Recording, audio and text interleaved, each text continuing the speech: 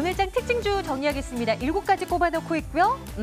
먼저 삼성바이오로직스부터 한번 열어볼까요? 이 시각 현재도 상승세를 좀 이어나가고 있을까요? 2% 넘는 상승으로 진행됩니다. 바이오를 제2의 반도체 산업으로 육성시키겠다라는 이재용 부회장의 발언. 이제 회계 논란은 잊혀진 걸까요? 오늘도 2% 넘는 상승으로 최근 들어서 좀 강세 움직임 보이던 날이 많습니다. 45만 5,500원이고요. 한국전력은 실적이 안 좋았습니다. 예상을 했었지만요. 어제도 그랬고 오늘 시장 반등이 나와도 또 밀리고 이렇습니다. 2% 조정 나오면 3350원이고요. 강원랜드는 최근 외국인과 기관 투자자들의 수급이 참 좋습니다. 어제 그렇게 시장이 충격을 받았을 때도 큰 손들은 이 종목만큼은 계속 담아가더라고요. 오늘도 2% 넘는 상승 유지하고 있습니다. LG전자 보겠습니다. 52주 신저가 기록하고 있는 모습 정말 계속 떨어지고 있죠. 외국계 증권사에서의 대량 매도 주문이 몰리고 있는 모습이 장중 포착이 됐고요. 3.5% 하락으로 진행되고 있습니다. 오늘 바이오 제약주도 일제히 좀 반등이 나왔는데요. HLB는 왜 이렇게 힘이 없는 것일까요? 장중한 때는 10% 넘게도 급락을 했었었죠. 지금은 3%대 조정 나오면서 82,500원을 기록하고 있습니다.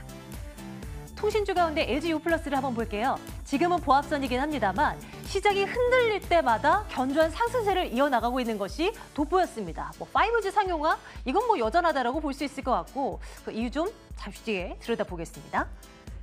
게임주 가운데서는 NC소프트가 장 초반부터 강했습니다. 자사주 매입 이슈도 있었고 2분기 실적 잘 나왔고 지금 주가 8% 넘는 급등으로 진행되고 있습니다.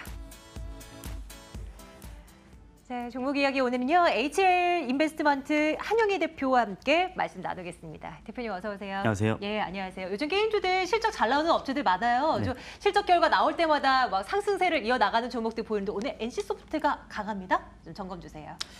오늘 8% 이상 상승하는 이유는 이제 컨퍼런스 콜 때문이라고도 볼 수가 있는데요. 이제 오늘 컨퍼런스 콜에서 이제 중요한 게 저도 이제 들어보고 나서 제가 요약드리고 싶은 거는 딱 5가지거든요. 뭐냐면은 리니지 M의 일본 해외 출시 계획, 그다음에 대만 로열티, 그다음에 블레이드 앤 소울 출시, 그다음에 프로젝트 TL, 그다음에 국내 MMO 시장이 너무 이 게임 시장이 포화되기는 했어요. 근데 차후 대응 전략 이거를 볼 수 있는데 네. 보통 컨퍼런스 콜은 사실 회사 입장에서 발표를 하다 보니까 이게 중립적일 수는 없어요. 너무. 그러니까 뭐냐면은 IR 담당자도 사실 이게 내재적으로는 중립적이보다는 조금 더 회사에 긍정적인 영향을 많이 끼치는 거에 대해서 강력하게 얘기를 할 수밖에 없는 부분이거든요. 근데 숫자로만 봐야 돼요.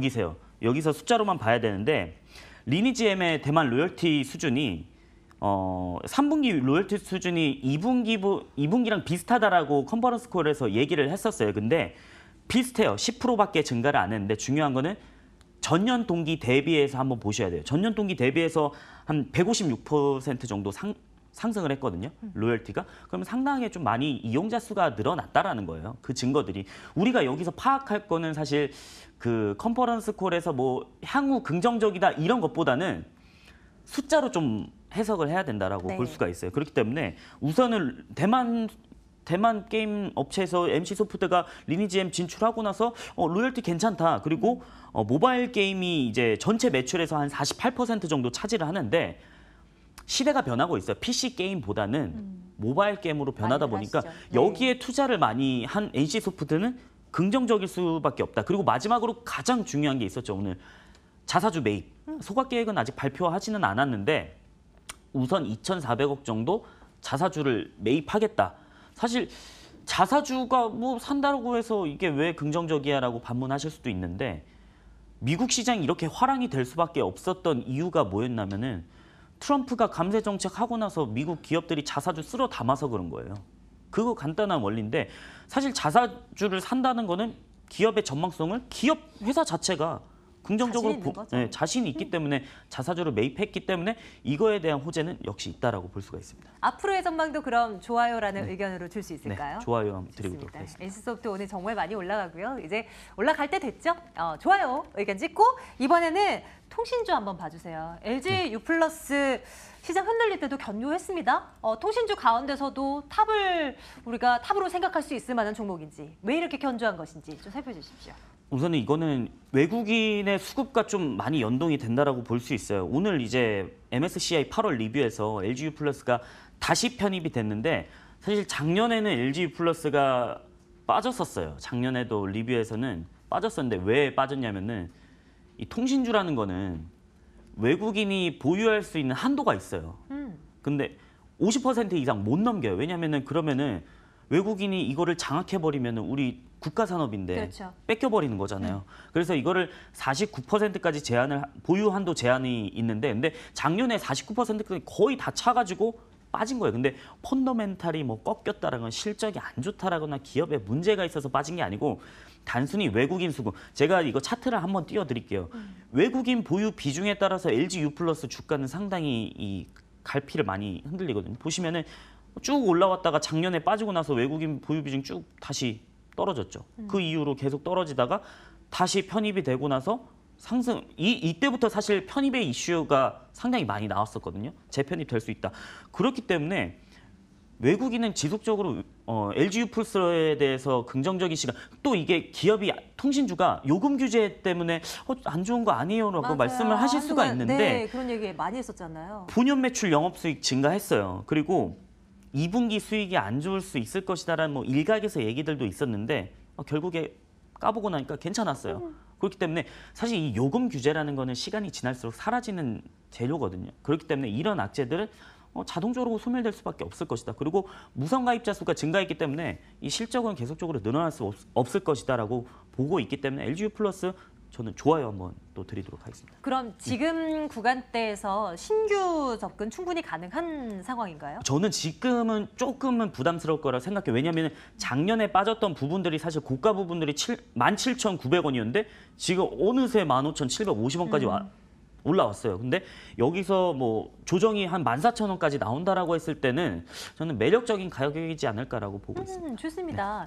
일단 오늘 7개 종목 중에 이제 2종목밖에 보지 못했지만 7개 중에 내일장 탑픽 이 종목 한 번 더 봐도 된다라는 종목이 있다면 한 가지만 골라주세요. 우선 지금 외국인 수급 상황 봤을 때는 저는 LGU 플러스. LGU 플러스. 네, 내일장 탑픽으로 꼽고요. 장 마감 임박해서요. 오늘 장 어떻게 마무리되는지 안신 앵커 만나러 가겠습니다.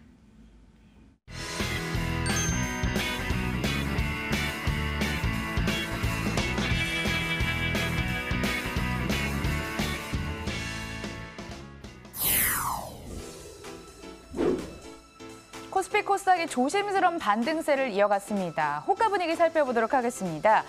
코스피 같은 경우에 0.53% 상승하면서 2260선의 장마감을 준비하고 있고요. 코스닥은 0.82% 상승한 761선의 장마감을 준비하고 있습니다. 두 지수 모두 상거래 만에 상승 우위로 전환이 됐죠. 시가총액 상단 살펴보도록 하겠습니다. 5개 종목 중에 이 삼성전자 우선주만 제외하고 일제 빨간불이 켜져 있습니다. 삼성바이오로직스 상승폭 더 확대하면서 45만 원까지 올랐고요. 대형 IT주도 견조한 모습까지 살펴보셨습니다. 호가 분위기 돌아봤습니다.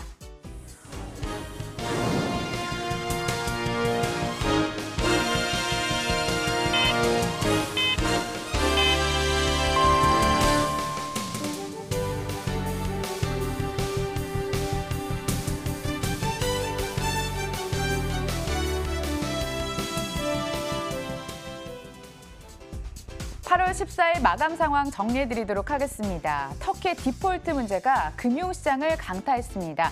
하지만 글로벌 금융시장의 이 시스템적인 리스크로 비화될 개연성은 낮다라는 일부 시각과 함께 국내 증시는 반등을 시도했는데요. 코스피는 0.47% 상승한 2259선까지 회복을 했고요. 코스닥은 0.82% 반등하면서 761선의 종가를 형성했습니다. 수급 살펴보도록 하겠습니다. 코스피 거래대금 감소와 함께 기관의 눈치 보기가 상당했습니다. 매도를 오가다가 매수 쪽으로 가닥을 잡더니 710억 원 매수 우위로 기록이 됐고요. 외국인 장 초반 대규모 물량을 던졌지만 79억 원 순매도 우위로 그쳤습니다. 개인도 1161억 원 순매도 우위로 덩달아서 포착이 됐습니다. 코스닥에서는 외국인 적극적인 매수 주체자로 나섰는데요. 외국인 843억 원 순매수 우위였습니다. 하지만 개인과 기관 동반 매도, 개인은 504억 원, 기관 217억 원을 매도했고요. 개인이 9거래일 만에 매도 우위로 전환된 점이 특징이었습니다. 한편 앞서 시장에서는 52주 신저가를 기록한 종목들이 속출했습니다. 무려 50개 넘는 종목들이 장중에 52주 신저가를 기록했고 한국전력 2분기 실적 악화 우려와 함께 장중에 3만 원 초반까지 내려왔습니다. 마감도 거의 회복을 하지 못한 채 2.57% 조정을 받으면서 오늘 장을 마쳤습니다. 다음 종목 보도록 하겠습니다. LG전자인데요. 외국인이 대규모 매물 폭탄을 던지자 주가가 하방 압력을 크게 받았습니다. 3.54% 눌리면서 73,600원에 오늘 장을 마쳤고요. 그래도 일부 낙폭을 회복하는 움직임이 나타났네요. 마감 분위기도 함께 돌아봤습니다.